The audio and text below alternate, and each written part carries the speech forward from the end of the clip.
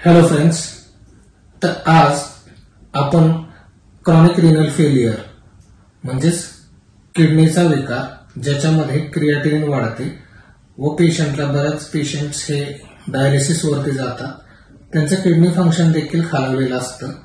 असेच आपले एक पेशंट आहेत.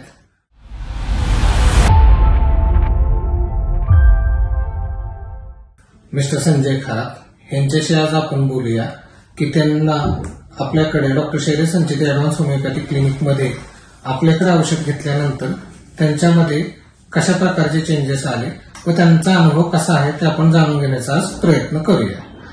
तर आपलं नाव? माझं नाव संजय विठ्ठल खरात. बरोबर. तर आपण इथे डॉक्टर संचितींकडे म्हणजे आमच्या क्लिनिकमध्ये कोणत्या आजारासाठी व्हिजिट केली? मी किडनीच्या आजाराबद्दल व्हिजिट केलं होतं सर. तर कमीत कमी मला एक 7-8 महिने झाले किडनीचा प्रॉब्लेम होता. माझं डायलिसिस 6 वेळा झालेले आहे. तर इथनं डायलिसिस आता माझं आतापर्यंत बंद झालं आहे. बरं, म्हणजे आता जेव्हा तुम्ही पहिल्यांदा व्हिजिट किती तारखेला केलं? तर व्हिजिट कमीत कमी 27 एप्रिल 2023 मध्ये. बरं, म्हणजे त्यावेळी तुमचं क्रिएटिनिनची लेवल 7 होती आणि तुमचे डायलिसिस झाले होते. आणि तुमचं किडनी फंक्शन किती टक्के? 9% त्यावेळेस काम करत होतं. 9%. करेक्ट.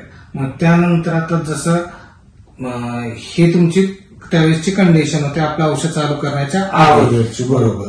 त्याबरोबर त्रास काय काय होत होते तुम्हाला? त्यावेळेस माझे हातपाय सुजत होते, जेवण नव्हतं जात, मळमळ व्हायच्या, उलट्या व्हायच्या.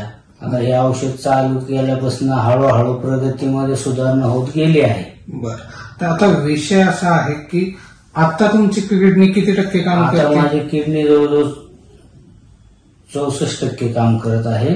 64%. जी पहिली 9% होती. पहिले 9%. म्हणजे असं समजा की एप्रिल पासून ते आता फेब्रुवारी, मार्च, एप्रिल म्हणजे 10 महिन्यामध्ये ऑलमोस्ट तुमचं किडनी जे 9% होती ती 64% गेली. आणि जे क्रिएटिनिन तुमचं 7 वरती होतं ते आता क्रिएटिनिन किती आहे? आता 1.4 आहे. कारण आपल्याकडे रिपोर्ट आहे. करेक्ट. आणि तुम्हाला हे जे सगळे मळमळ, त्रास, उलटी किंवा जेवण जात नव्हतं, क्वालिटी ऑफ लाईफ जे डिस्टर्ब झालेली, मानसिक दृष्ट्या एकदम खचलेल्या होत्या, तर ते आता सगळं व्यवस्थित आहे. सगळं व्यवस्थित आहे सर. आता काही त्रास होत नाही. बरं. आणि दुसरी गोष्ट, डायलिसिस आपण ज्या दिवशी औषध चालू केलं म्हणजे 27 एप्रिल 2023 तेव्हापासूनच बंद आहे.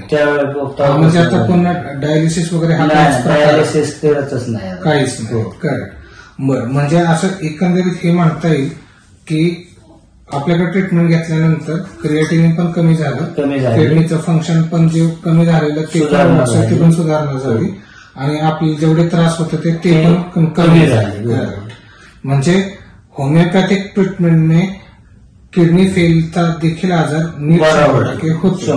म्हणजे ह्यात तुम्हाला अनुभव आहे. करेक्ट.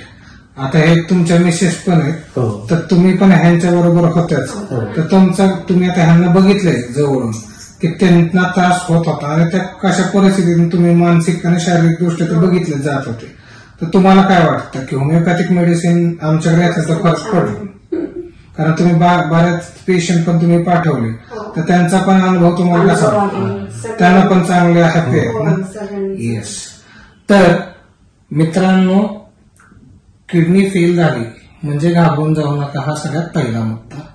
दुसरा मुद्दा, डायलिसिस करावं लागतं किंवा करावं लागत नाही हे प्रत्येक केस वाईज वेगवेगळं असतं, हा दुसरा मुद्दा. पण डायलिसिस हे कमी करून हळूहळू बंद देखील करता येतं. हा आपला अनुभव आपण आज पेशंटशी स्वतः बोलून आपण त्यांच्या शब्दांमध्ये समजून घेण्याचा प्रयत्न केला आहे. तरी देखील जे रिपोर्ट्स आहेत ते रिपोर्ट्स देखील आपण यापुढे अपलोड करणारच आहोत, ज्याच्यामुळे आपल्याला पिक्चर क्लिअर होईल की बिफोरचे काय कंडिशन होते आणि आता त्यांचं काय प्रोग्रेस आहे. इन केस तुम्हाला या प्रकारे जर कोणते तुमचे नातेवाईक, जवळचे मित्र, परिवार कोणालाही त्रास असेल तर तुम्ही नक्की त्यांच्याशी हा व्हिडिओ शेअर करू शकता. धन्यवाद. थँक्यू.